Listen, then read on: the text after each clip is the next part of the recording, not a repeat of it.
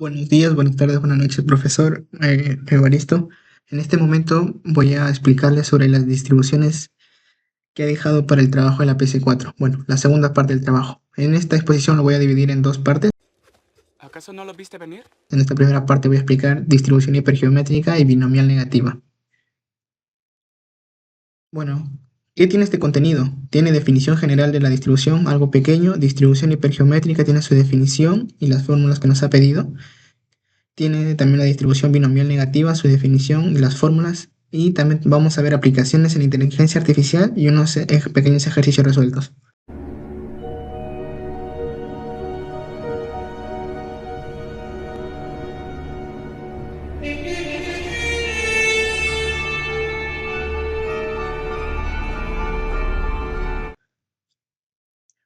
¿Qué es una distribución de probabilidad? Una distribución de probabilidad es una función que asigna a cada valor posible de una variable aleatoria la probabilidad de que ese valor ocurra. Describe el comportamiento aleatorio de un fenómeno. Permite calcular probabilidades puntuales y acumuladas. Se caracteriza mediante medidas resumen, esperanza y varianza. En inteligencia artificial modela la incertidumbre de datos, decisiones y eventos. Vamos a ver la hipergeométrica, muestreo sin reemplazo de una población finita, y la binomial negativa, número de fracasos antes de lograr R éxitos con reemplazo. Vamos a hablar de la distribución hipergeométrica. Vamos a dar una definición. Es un modelo que nos permite calcular la probabilidad de obtener un número exacto de éxitos al extraer una muestra de tamaño n, sin reemplazo de una población infinita de tamaño n que contiene k elementos, considerados como éxito. La clave aquí es que, a diferencia de la distribución binomial, la probabilidad de éxito cambia en cada extracción, porque los elementos no regresan a la población. Su función de masa de probabilidad se calcula como el cociente entre combinaciones. Elegir k éxitos de los k disponibles multiplicados por elegir el resto de los n menos k elementos entre los n menos k que son los éxitos, todo individuo dividido entre las formas totales de elegir n elementos de la población. Es esta fórmula de acá. Bueno, tenemos los parámetros del modelo n, tamaño total de la población, como estaba diciendo, k número de elementos éxito de la población, n tamaño de la muestra extraída. Tenemos una idea clave que, a diferencia de la binomial, como dije, en cada extracción la probabilidad de éxito cambia porque los elementos no se devuelven a la población.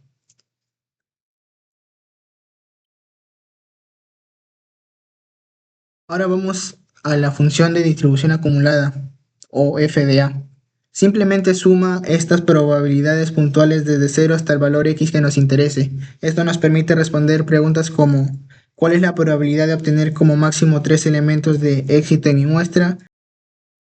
En cuanto a las medidas resumen, la esperanza de esta distribución es n multiplicada por la proporción k entre n, es decir, el número esperado de éxitos es simplemente el tamaño de la muestra multiplicado por la proporción de éxitos en la población. La varianza incluye además un factor de corrección para poblaciones finitas que refleje que, al no haber reemplazo, la variabilidad es menor que en nuestro muestreo con reemplazo.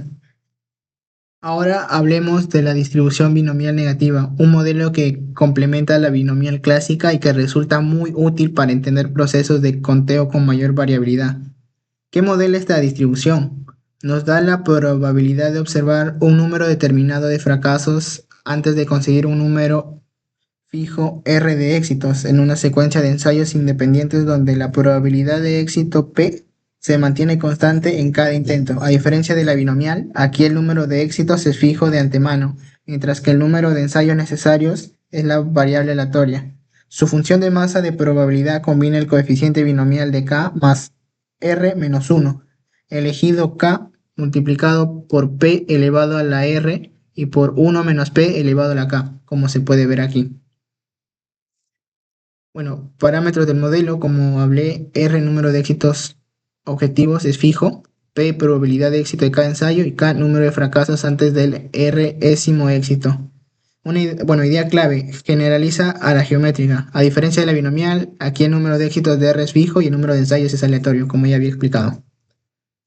Ahora vamos a hablar de su función de distribución acumulada. Bueno, la función de distribución acumulada suma estas probabilidades desde cero hasta el número de fracasos X que nos interese y responde preguntas como ¿cuál es la probabilidad de lograr los R éxitos con A lo sumo X fracaso? Respecto a las medidas, como vamos a ver acá, la esperanza es R multiplicado por uno menos P, dividido entre P, es decir, el número esperado de fracasos antes del R, Résimo o éxito. Bueno, Résimo éxito. La varianza es R por uno menos P dividido entre P al cuadrado. Un dato interesante es que la varianza siempre es mayor que la esperanza, lo cual hace que la distribución sea ideal para modelar datos con sobredispersión, algo muy común en el mundo real.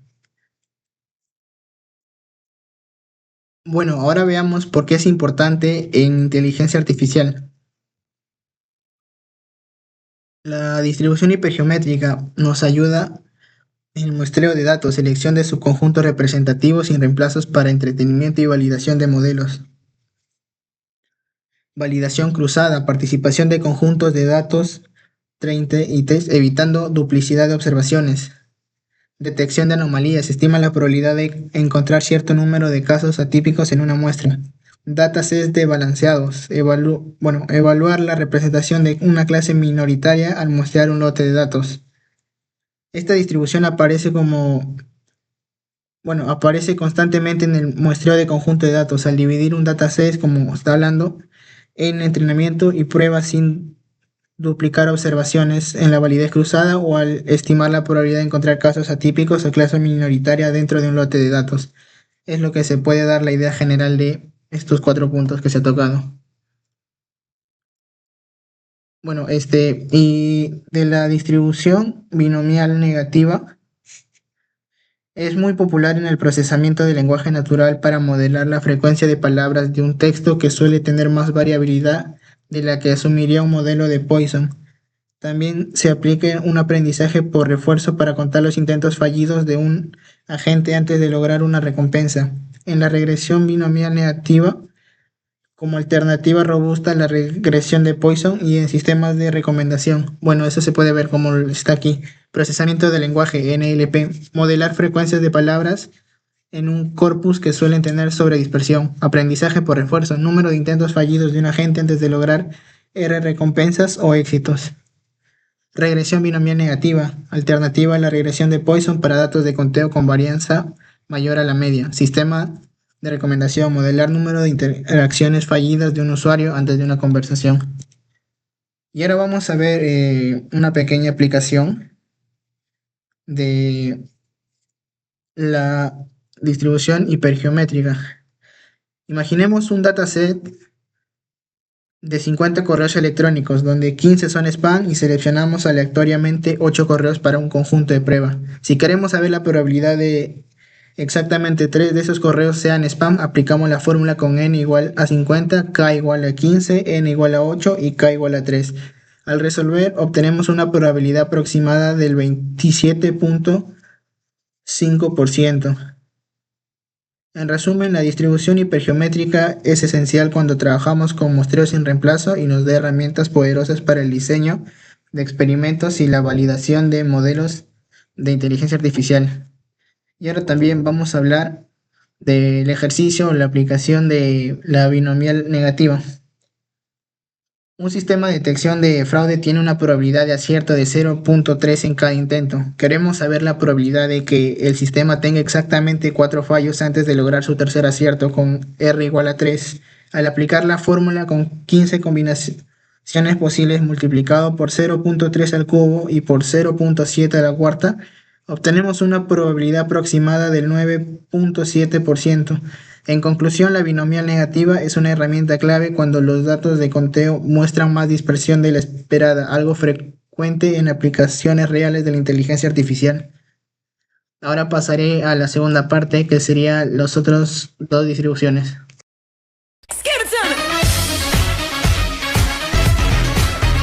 Unos minutos más tarde. Con la parte 2 de la exposición, aquí tenemos las distribuciones exponencial y test-student.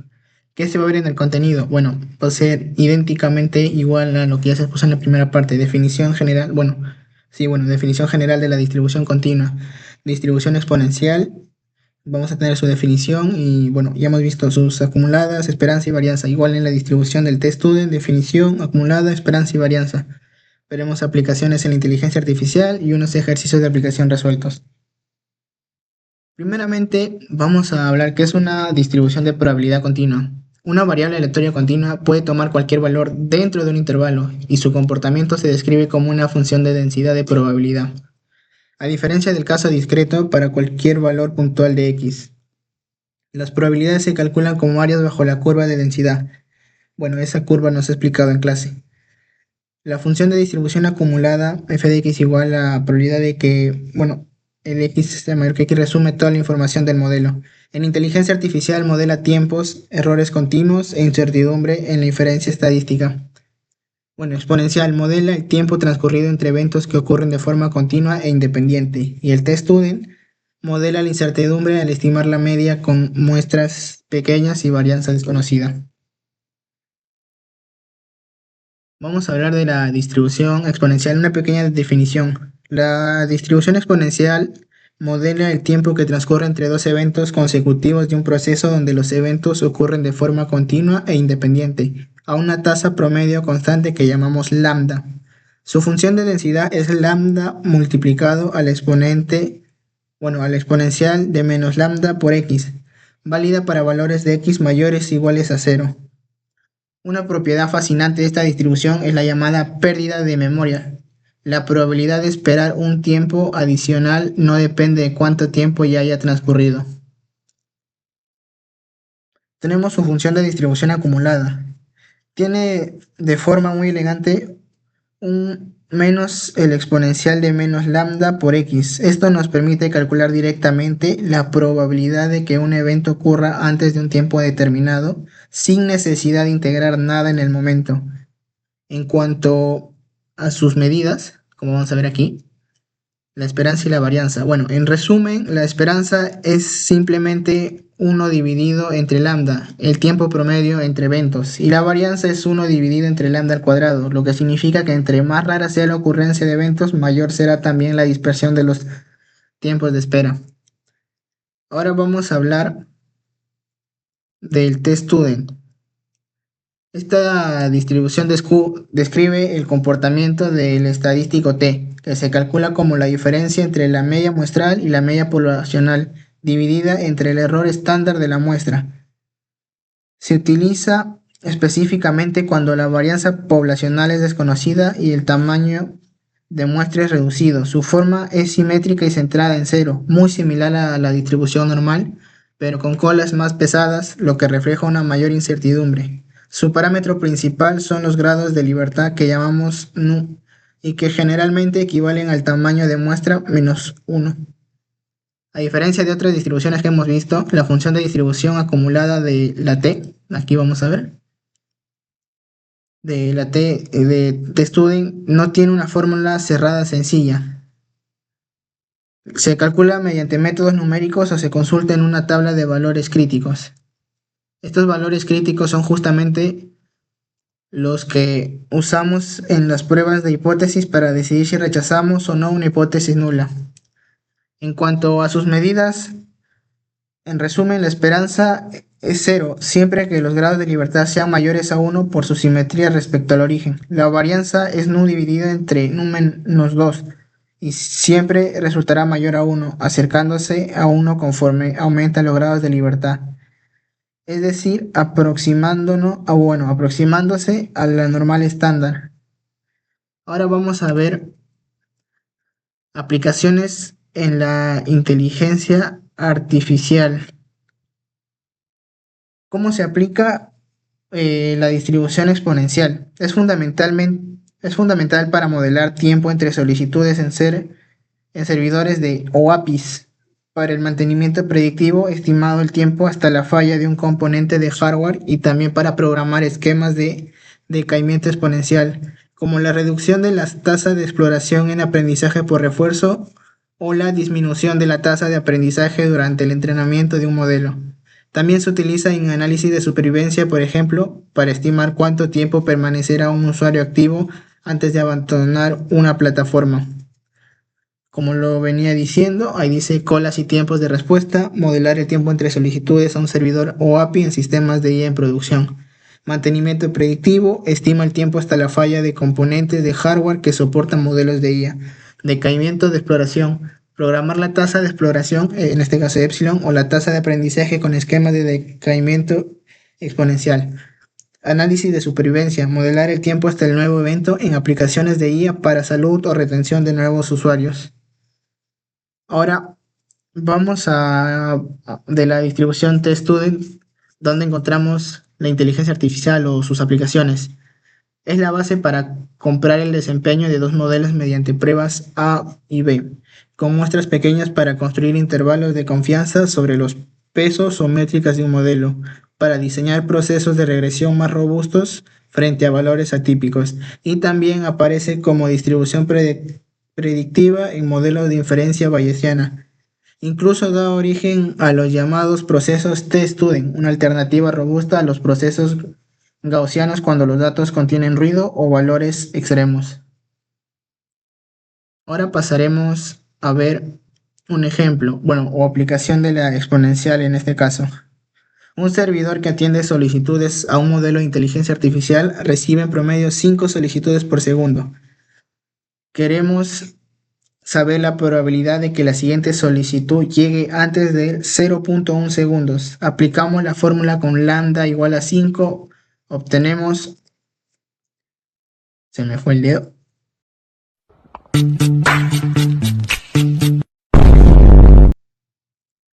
Obtenemos 1 menos a la exponencial de menos 0.5, lo que nos da una probabilidad aproximada del 39%. Esto significa que en promedio 4 de cada 10 solicitudes llegarán en ese intervalo tan breve de tiempo. En resumen, la distribución exponencial es la herramienta ideal para modelar tiempos, esperas y procesos de decaimiento, con aplicaciones constantes en sistemas de inteligencia artificial en producción. Ahora vamos a ver la aplicación del TestStudent. Comparamos dos modelos de clasificación con 11 ejecuciones, es decir, 10 grados de libertad, y obtenemos un estadístico T de 2.5. El valor crítico para un nivel de significancia del 5% es 2.2281. Como 2.5 supera ese valor crítico, rechazamos la hipótesis nula. La diferencia entre los modelos sí es estadísticamente significativa, con un valor P aproximado de 0.0314. Esto le daría al equipo de desarrollo evidencia sólida para elegir el modelo con mejor desempeño. En conclusión, la distribución TestStudent es indispensable para tomar decisiones estadísticamente sólidas cuando trabajemos con conjuntos de datos limitados, algo muy habitual en la práctica de inteligencia artificial. Gracias, profesor, espero que se me haya entendido. Esto ha sido todo por mi parte.